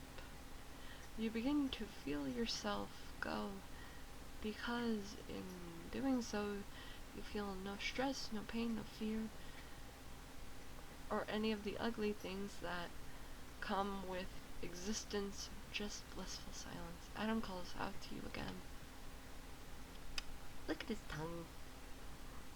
But you don't respond. You let the darkness take you instead. Him. He's gonna freak the fuck out. Adam propels himself forward. Propels himself forward on instinct and catches you mid-fall. Hey. Your eyelids flutter and shit, there's a ton of blood. He's shaking you to keep you awake, but you're fading fast. The sight of you so weak and defenseless agitates him. Where the hell do you think you're getting off? You survived him, and you get one bullet to the lower abdomen. Is too much for you to overcome? You're really gonna fall to friendly fire? Is that my fault my aunt's aim sucks ass?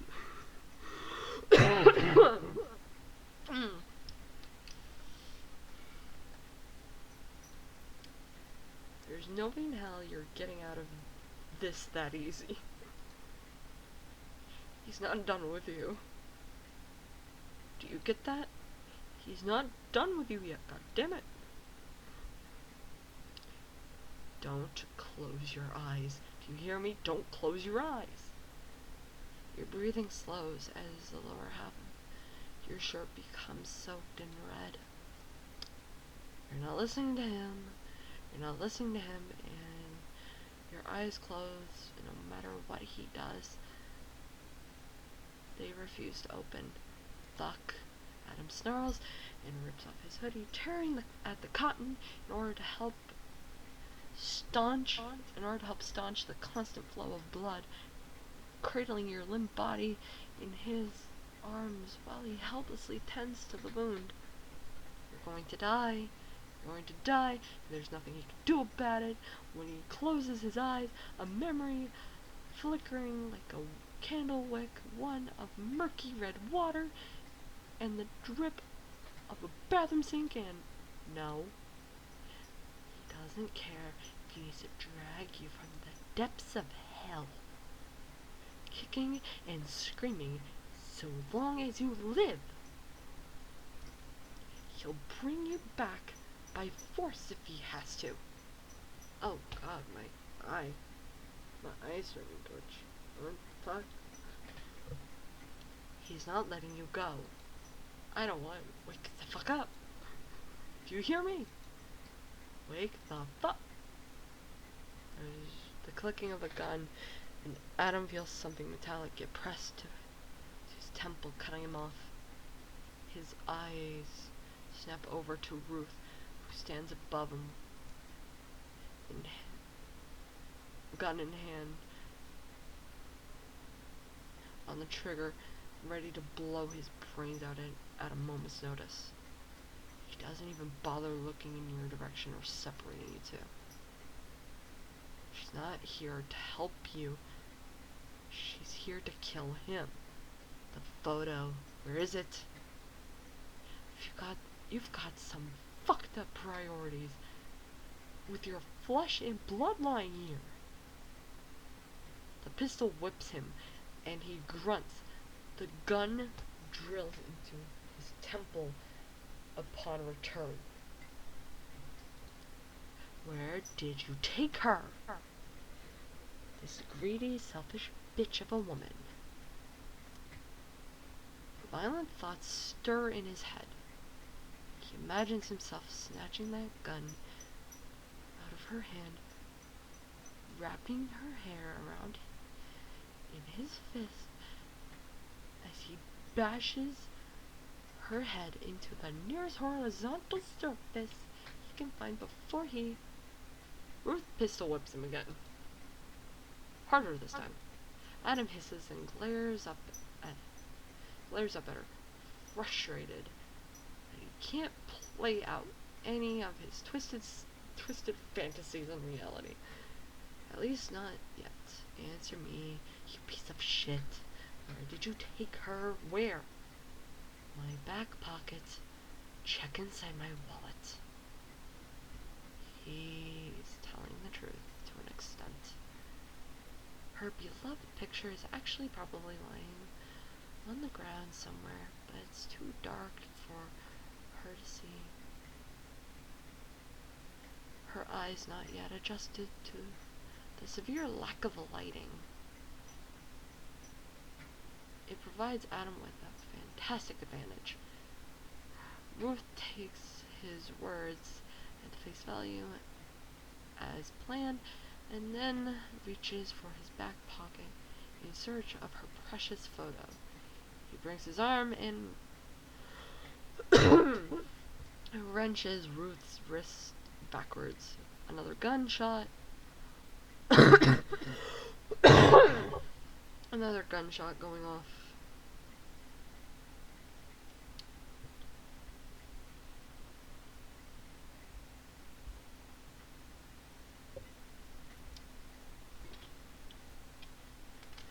Another gunshot going off as Ruth pulls the trigger.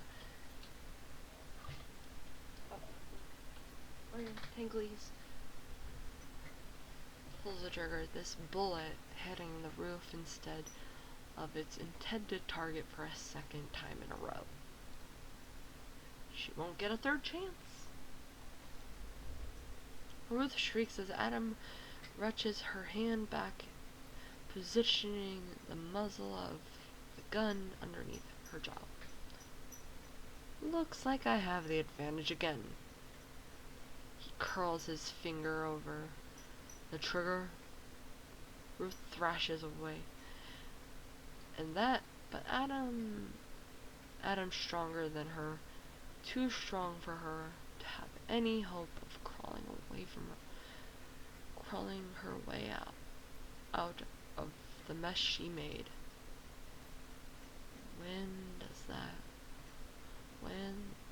When that doesn't work, she begins sobbing.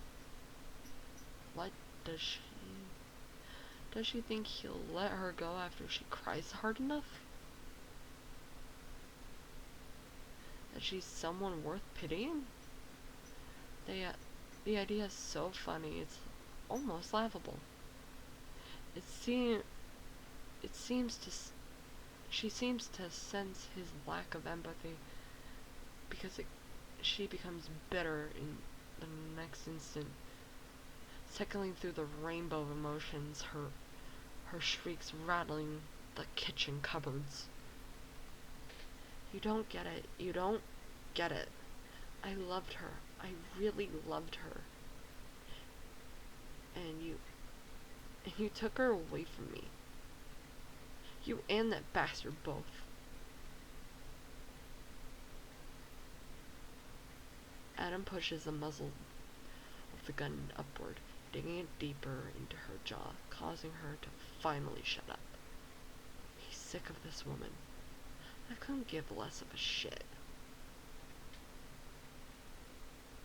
Adam says before finally pulling the trigger.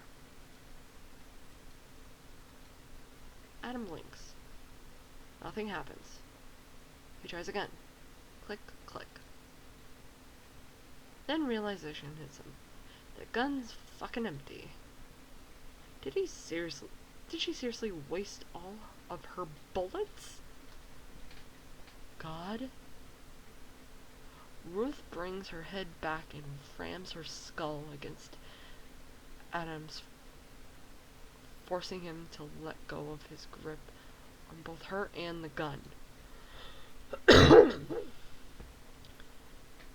While he's recovering from the blow, Ruth descends on the kitchen knife before raising it high above overhead, giving Adam a weird sense of deja vu when you did the same thing moments before, and then it brings it down as the front door slams open.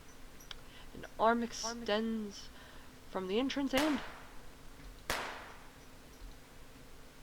Ruth sways for a moment, staring down at Adam in silent accusation before crumbling to the ground like a marionette with its strings cut. She lands face first into the glass shards, a gaping hole just above her ear-leaking ichor. Adam already knows that she's dead. Shot not once, but twice. May she join Adam's mother in peace.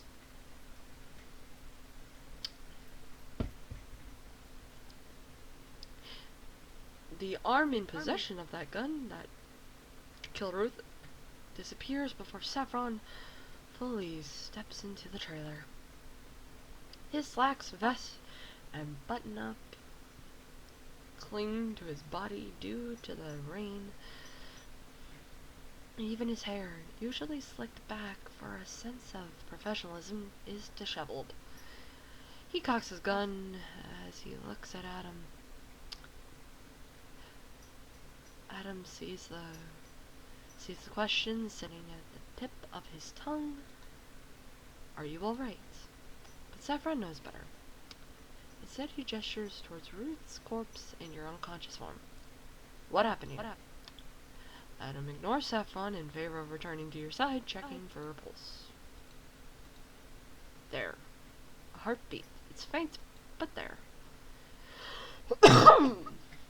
Adam gathers you up into his arms at the confirmation of your survival, in spite of his injuries that throb in complaint.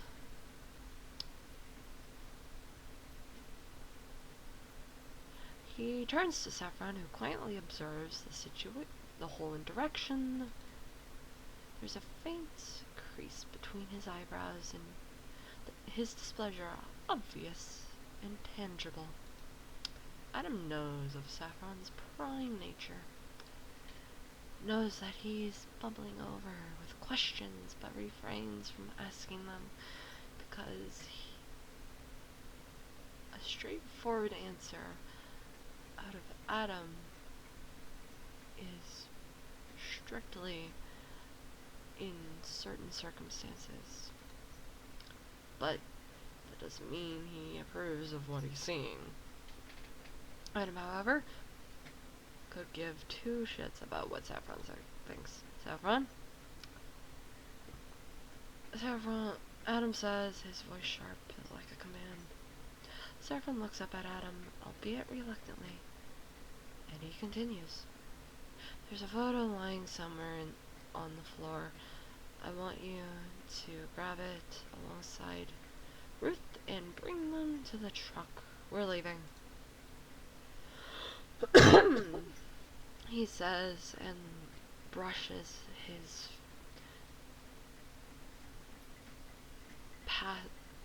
past his manager, who remains stationed inside the doorway. Adam's almost halfway down the steps, your body becoming drenched from the bulk of the storm when Saffron's hands clamp down on his shoulder. Adam doesn't even bother turning around. Let go. His voice is quiet, deadly. A serpent in the grass, hissing at the hungry wolf. A monster baring his fangs at the other beast who dared challenge it. Just tell me why you're bringing them with us, Saffron says. What do you want with them? Give me one good reason, and I'll drop the matter entirely. Adam looks down at you, your expression calm and serene in your unconscious state. You look sweet, gentle, innocent, but Adam's well aware you're nothing of the sort. You distracted him from his initial purpose, his ultimate goal, leading him to damn near cave into his sudden desires. He almost did, didn't he? Why did you kiss me? Adam shakes his head, disgusted. A stupid, illogical question made on impulse, with the heat of your body surging against his. One that cost him greatly because he no longer has Ruth. The singular person connected to his past. Yes, it's unfortunate. He no longer has her, but Adam? Saffron urges, and Adam gazes down at your unconscious figure, resolute in his decision. He no longer has Ruth, but he still has you. Despite the fact you're a liability, you're his only other option right now. And because of that, he needs you. It's not keeping you around. He's not keeping you around because he wants you. You're simply a necessity. Yes. Adam thinks with growing conviction. He needs you, that's all. Adam finally manages to shrug Saffron off. Remember what I told you when we first met?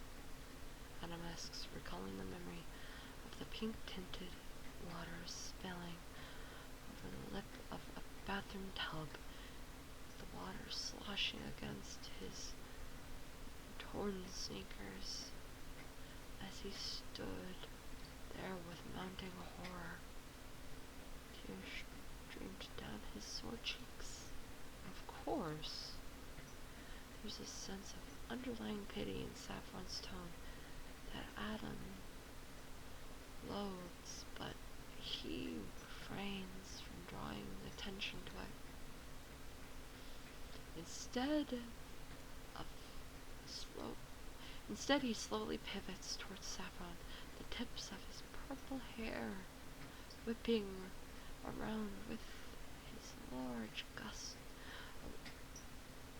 around him as a large gust of wind hits and the trailer park with sudden ferocity. The cross earring cuts into his cheek. A small punishment from the previous owner. He's sure. I need them in order to complete my promise. He says His eyes flash red as he lets the agony from the old age memory consume him. My promise to her.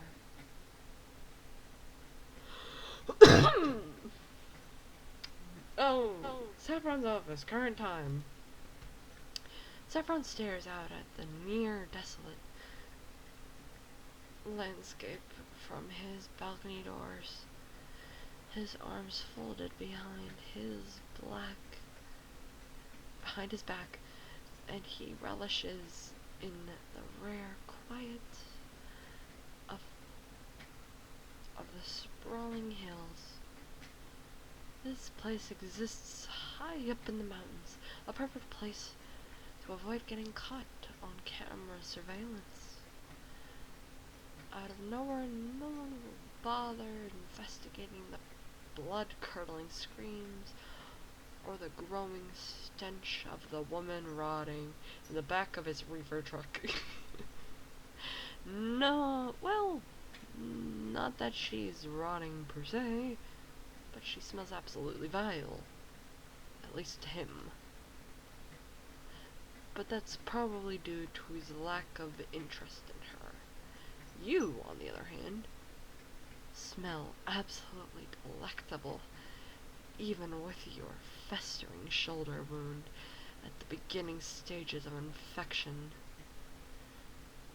He had to stop himself from lunging for you while you lay unconscious in the passenger seat of the truck while Adam tending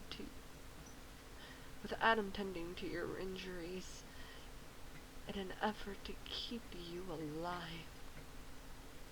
Saffron nearly gave in to the urge of pulling over and devouring you whole. He fantasized about tearing strips of flesh off your bones. He thought about what sauces and seasonings to pair you with. He salivated at the prospect of lopping off just a finger or toe as an appetizer. Why am I making it sound erotic? Please, help me. Get Saffron away from me. He came so close to giving into the ever-present hunger, but refrained due to Adam's insistence that he needs you. Or at least, that's what Adam claims. But Saffron suspects something more.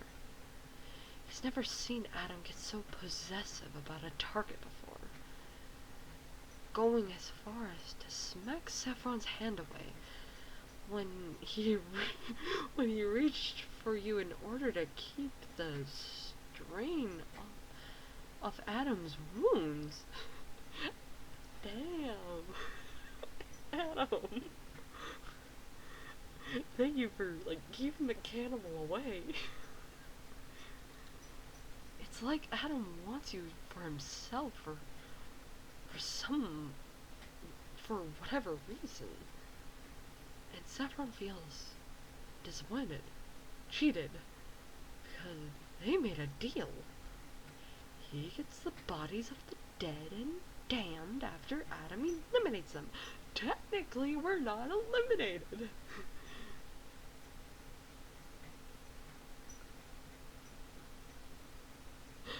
Saffron, we're not dead.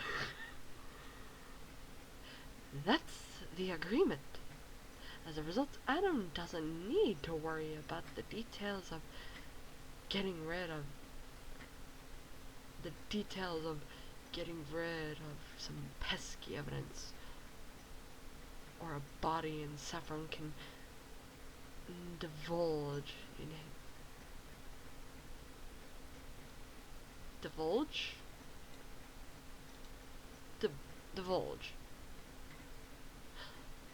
I think this was meant to indulge. I think, spell check just, changed the word and it wasn't caught. You know, how Grammarly sometimes does that? It's a pain in the butt, but Yeah. But I'm gonna read it as divulge. Divulge in his own sadistic pleasures without doing any of the dirty work. It's a mutually beneficial transaction. And now Adam's changing the rules of the game and making up mundane excuses as to why Saffron can't have you yet. Go for the flower boy. It's frustrating. Saffron realizes he's gnawing at the skin of his thumb. A nasty habit he really needs to get rid of, and wipes the saliva off with a square piece of tissue paper. The urge to taste you is unbearable. It's borderline torture. Saffron sighs and folds himself into the plush desk chair in effort to calm himself. He's not mad at Adam, but frustrated with his decisions as of late. Because, like it or not, they're affecting him too. He needed to reschedule everything after the injury Adam sustained during your shared encounter. And now he's unable to hunt the gardener boy because of your aunt's going to take up room in his freezer.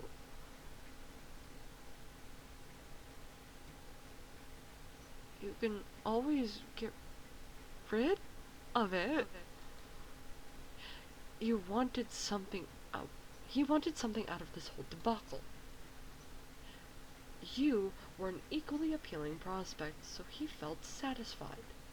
Now, with neither you or the gardener boy, he's ravenous. A little speck of your blood is not enough. He needs more. Saffron's hands pan out against his desk, his fingers brushing against something. The picture. His eyes fall on her, and he feels the monster subside in an instant.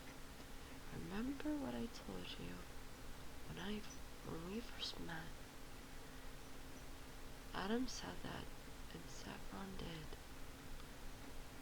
And Adam is as sincere now as he was back then. So why is Saffron thinking such ludicrous thoughts? How shameful. Saffron places the picture onto his desk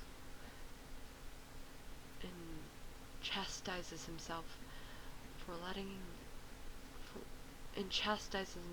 himself get worked up over a piece of meat, putting his own needs above Adam's for unforgivable reasons, for unjustifiable reasons. I read that wrong. I'm sorry. Adam does what needs doing. He doesn't complicate matters unless warranted. You should trust Adam. Perhaps he's imagining things. Yes, that's right. You just jump to conclusions. Once Adam's done with you, he's sure the boy will follow through. He's not just anchored down by mundane feelings like most people. It'll all work out. But what if it doesn't? A tiny thought argues his inner doubt. What if you're right? Maybe you should take care of them yourself, just in case. No, stop it. Adam swats the thoughts away, waving his hand as though they're a fly buzzing around his head. But he's gnawing on his thumb again. Saffron's pocket buzzes. Someone's calling him. Perhaps the venue management over their sudden cancellation. He looks at the caller ID. His heart skips a beat. Why is he calling? And why now of all times? Did he see something on the news about what took place at the trailer park? Is it about him? About Adam? Calm yourself, Saffron. You don't know until you answer. So Saffron clicks the green button and presses the green button and presses the phone to his ear, putting on his best everything is great performance. So nice of you to call. To what do I owe the pleasure? Saffron exhales the caller's name. God? I'm sorry. What?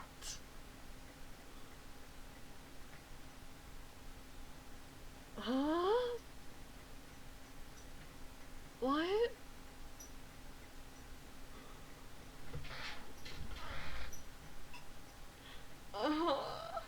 What?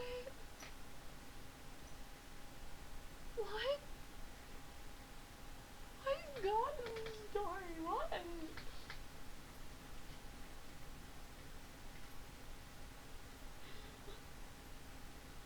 What?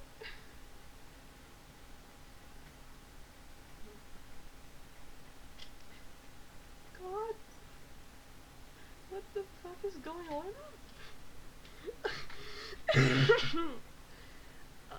My... So much for me to mentally unpack. Didn't know God was a character in this. Is God an acronym?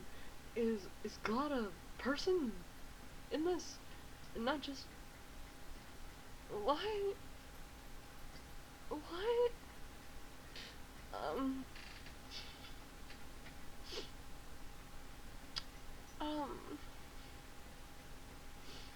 I am so fucking confused.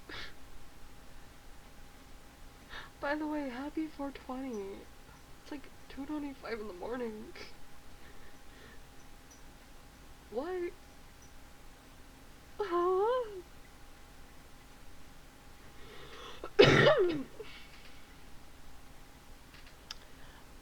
Thank you for coming to stream Mamos platonically.